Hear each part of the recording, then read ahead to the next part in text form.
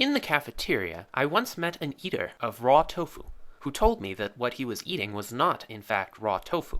It is sorg, he said, his voice filled with conviction. And you should eat it too. Everyone should eat it. But it looks like tofu, I said, honestly baffled. What is there to distinguish sorg from tofu? I know that sorg is different by virtue of my eating it, the eater replied. But is there any way to tell from the outside, just by inspecting it, that a given item of food is sorg and not tofu? I asked. Now, don't you start injecting your preconceived notions into this. The eater's voice was surprisingly passionate for such a discussion. The moment I accept your premise that external inspection is the criterion for determining the nature of a food, I will be playing your game by your rules, and you can get nothing but bare, meaningless raw tofu from that. Sorg is beyond external inspection. No matter how much you claim you can see, hear, smell, and touch, you really have to taste sorg to recognize it. But some of my friends, who also eat raw tofu, tell me that it is not sorg, but rather mraf, nwata, or zargelsniffle. Some others, who more closely share your convictions, tell me that sorg is really pronounced syarg, or is spelled with 2 G's. How can I know that you are right, and they are wrong?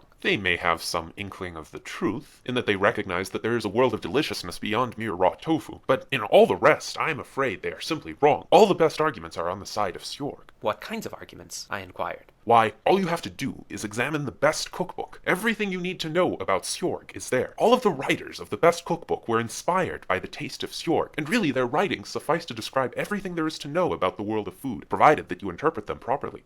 So I got a copy of the best cookbook, ordinarily known just as the cookbook, or rather das Kochbuch, since sorg eating was mainly popularized in the English-speaking world by German connoisseurs, who for centuries preserved the eating customs and ceremonies of a tribe in the remote regions of Madagascar, which was reportedly the first tribe ever to taste sorg. The next time I saw the eater, I pointed out a few passages that had been puzzling me. I see in chapter 3, line 40, that sorg tastes as the sweetest grape. But then, chapter 6, line 23 says that Tyler recoiled from the bitter taste of the sorg, as he was unworthy of it. And then chapter 20, line 113, states that sorg is made of all ingredients, and has all flavors, and yet is fully tasty and delicious to all who shall savor it. And yet, das Kochbuch is filled with examples like that of Tyler, who clearly was not pleased with the taste of sorg. How can one reconcile these contradictions? The eater shrugged. Sorg works in mysterious ways. It is not for us humans, with our limited faculties, to understand fully the nature of sorg, except to know that everything in the best cookbook is an accurate description. You see, we have our puny human logic, and sorg has its own logic. The great gift of sorg is that it offers us the opportunity to appreciate it at all, and Das Kochbuch says that eventually, once our taste buds have been burned off from drinking too much vodka, we will receive eternal taste buds, which will enable us to always appreciate all the flavors of sorg in all of their magnificence.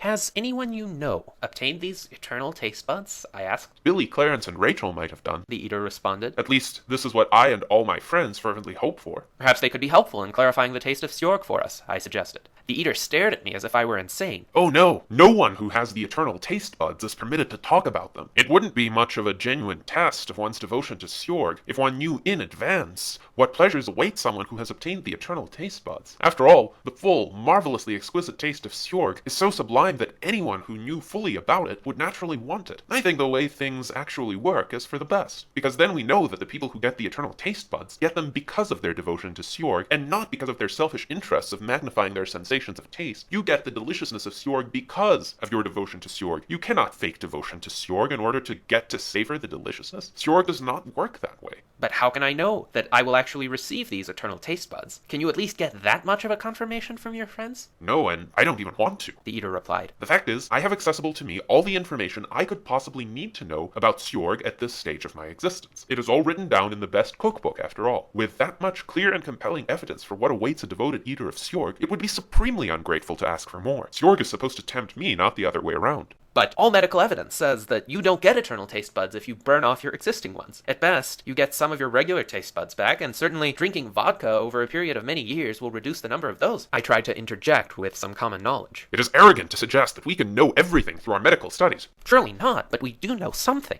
I'm pretty sure that all of that scientific talk about taste buds is meant to distract us from a true understanding of the magnificence of sorg and its essential role in bringing about the tastiness of all food. After all, it was the scientific study of taste buds that led to the obesity epidemic of the 20th century.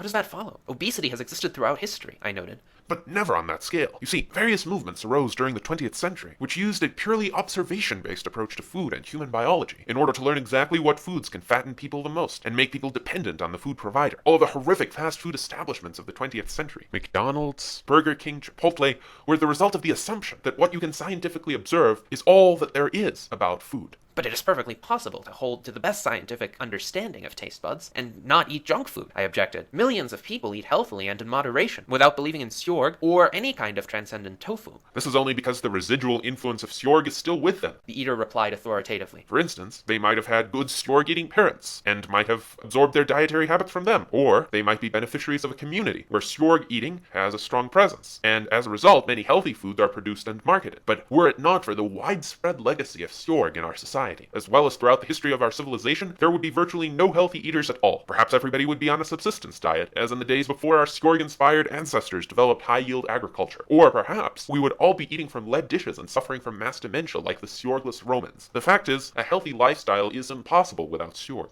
But I try to eat healthily, and I exercise quite a bit every day. I do not eat sorg or even believe that sorg exists. Tofu is tofu as far as I am concerned. Nor are my parents, or even their parents, sorg eaters. There are millions of people like me. Are those not sufficient counterexamples to your rather sweeping assertion? If there is no sorg, then what is the point of healthy eating? The eater asked, seriously baffled by the possibility of a sorgless sound diet. After all, without some transcendent food to impart meaning onto all the other foods, and to direct the eater's ambitions toward a transcendent goal, why not just eat anything one wants? What is there to dissuade one from eating garbage, metal, or fried onions? Well, it could be that none of these items tastes particularly good, or, in the case of garbage and metal, that they are profoundly damaging to one's physical well-being. I attempted a rather common-sense reply. But why value one's physical well-being if one does not have any transcendent deliciousness to strive for? What's the point of taking good care of one's body if there is no sorg whose gustatory sublimity requires it, and offers a world of omni-flavorfulness far beyond the pathetic limitations of our human assortment of foods?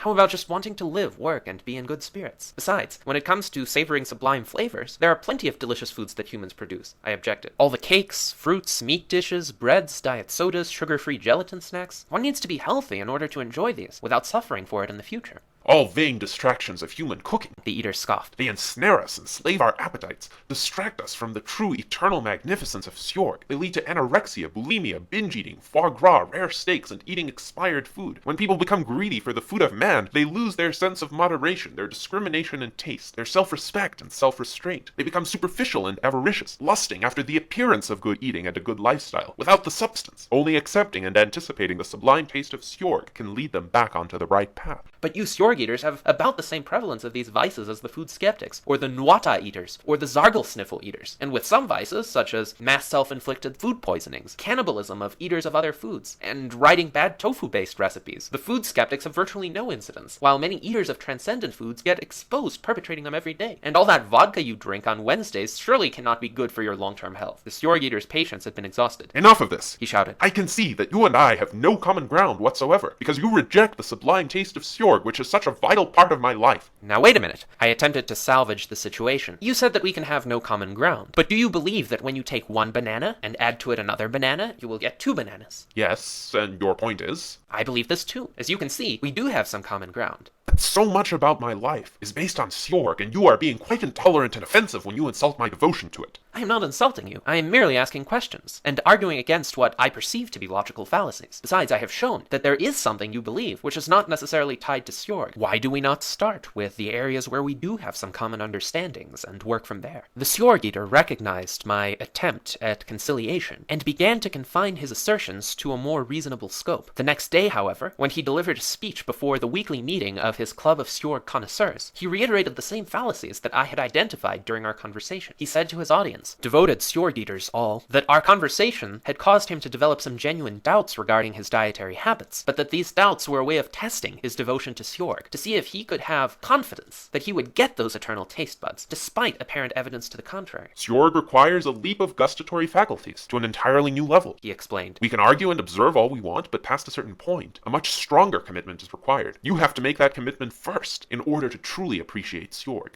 5 years later, the sorg eater became a food skeptic. His brother had become involved with a culinary society which held that drinking vodka out of beer tankards with every meal would accelerate the conferring of eternal taste buds upon all the devoted sorg eaters of the world. One day, the brother had one sip of vodka too many and tragically perished, revered by his associates as a heroic martyr. But my acquaintance had had enough by that time. One tangible event of sufficient magnitude persuaded him to change his mind far more decisively than any amount of abstract argumentation on my part. I just hope that his new culinary paradigm retained the prohibitions on eating garbage, metal, and fried onions. I still eat tofu once or twice a year. It is tofu.